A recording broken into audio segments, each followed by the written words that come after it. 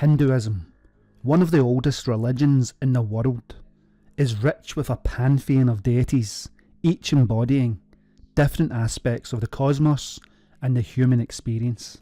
Amongst these deities, Brahma, Yama, Vishnu and Manu hold significant roles.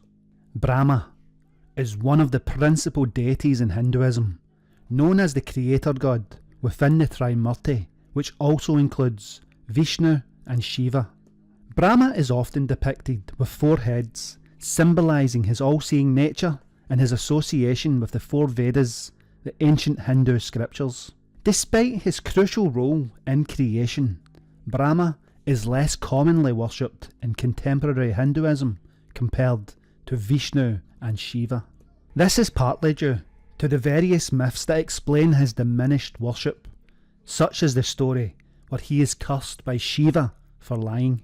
Yama, the god of death in Hinduism, and he is considered the ruler of the afterlife and the judge of the dead. Yama is often depicted as a stern figure riding a buffalo and carrying a noose, which he uses to capture the souls of the deceased. In Hindu belief, it was Yama's role to ensure that the souls of the dead are judged fairly and sent to their appropriate afterlife based on their karma. His presence underscores the importance of moral conduct and the inevitability of death.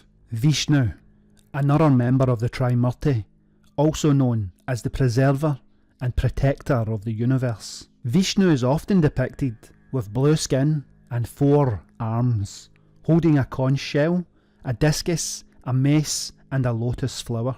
It was Vishnu's role to maintain cosmic order and protect the world from chaos and evil.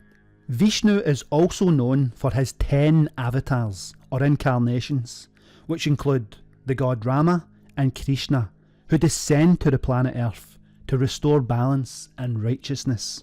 Vishnu's worship is widespread and he is revered in various forms across different sects of Hinduism. Manu is regarded as the progenitor of humanity and the author of the ancient legal text, the Manusmriti. According to Hindu tradition, there are several Manus, each presiding over a different cosmic age. The most well known is the Svayambhuva Manu, who is said to have survived a great deluge, similar to the story of Noah's Ark, and repopulated the entire planet. Manu's laws, as outlined in the ancient texts, have historically influenced Hindu social and legal customs. The Hindu Brahma, Yama, Vishnu and Manu converge as representatives of a solitary supreme god and creator, governing a lost paradise as the first king, setting forth the first moral codes and imparting to mankind the fundamentals of civilization. Yama appears as the universal lord, Manu as the king of the world or universal legislator, to whom later monarchs trace their lineage. In the beginning, according to the Upanishads, there rose the golden child. As soon as born, he alone was lord of all that is. This was Brahma, the god one. His prosperous epoch ended in his own death and a world-destroying conflagration. Yama, the Iranian transcript of the Hindu Yama, is the patriarchal lord of mankind, the brilliant Yama who first introduced law and civilization to the world. His age knew neither cold nor heat, neither age nor death. So resplendent was his rule that the world assembled around his throne in wonder. But then, when Yama diverged from the path of justice, the glory fled from his kingdom and he was put to death. Thereupon, the eternal spring became a devastating winter. The same is true in the earliest age according to ancient Chinese lore.